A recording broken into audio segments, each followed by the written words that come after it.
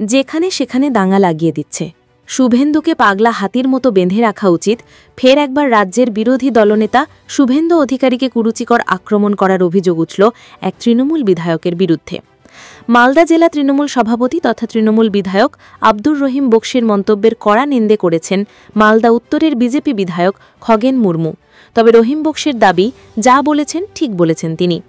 বৃহস্পতিবার মালদা জেলা তৃণমূলের তরফে আয়োজিত এক মিছিলে অংশগ্রহণ করে রহিম বক্সি বলেন, পাগলা হাতিকে যেমন গ্রামবাসীরা দড়ি দিয়ে হাত পা বেঁধে রাখে, ঠিক তেমনভাবে শুভেন্দু অধিকারীকে বেঁধে রাখতে হবে। তারপর তাকে পাগলাগারো দিয়ে আসতে হবে। রহিম বক্সি যখন এসব বলছেন তখন মঞ্চে বসে মন্ত্রী সাবিনা ইয়াসমিন, ইংরেজবাজারের পুরপ্রধান কৃষ্ণেন্দু চৌধুরী, দলের রাজ্য সহ সভাপতি জয়প্রকাশ মজুমদার, বিধায়ক সাবিত্রী মিত্র। এরপর নিজের বক্তব্যে ব্যাখ্যা দিতে গিয়ে রহিম বক্সি বলেন, বিধানসভার ভিতরে সম্মানীয় শুভেন্দুবাবু যেভাবে আচরণ করছেন, যেটা শোভনীয় নয়। যেখানে সেখানে ইচ্ছাকৃতভাবে দাঙ্গা লাগিয়ে দেবার চেষ্টা করছে।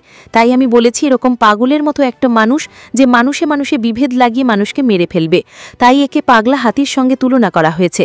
একে বেঁধে রাখা উচিত। এই পাগলামি চলতে থাকলে পশ্চিমবঙ্গের অবস্থা আরও খারাপ হয়ে যাবে। রহিম বক্সির মন্তব্যের নিন্দে করে বিজেপি সাংসদ খগেন মুর্মু বলেন, অসংসদীয় শব্দ ব্যবহার করে বিরোধীদের ভয় দেখানোর চেষ্টা করছেন রহিম বক্সি, কিন্তু এতে বিজেপি ভয় পাবে না। রাস্তায় নেমে তৃণমূলকে মোকাবিলা করার মতো শক্তি বিজেপির আছে।